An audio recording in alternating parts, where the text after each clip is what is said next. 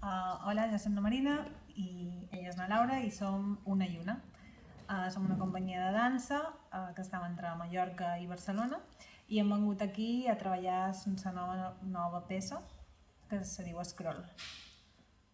Aquesta peça és coproducció del Teatre Principal de Palma i coproducció Dansa Metropolitana, i aquí a Eima feim la primera residència de tot aquest projecte. Després d'Eima anirem 2 setmanes a Zúrich, a seguir la residència, i després a l'Animal a l'Esquena i és com el primer bloc de treball.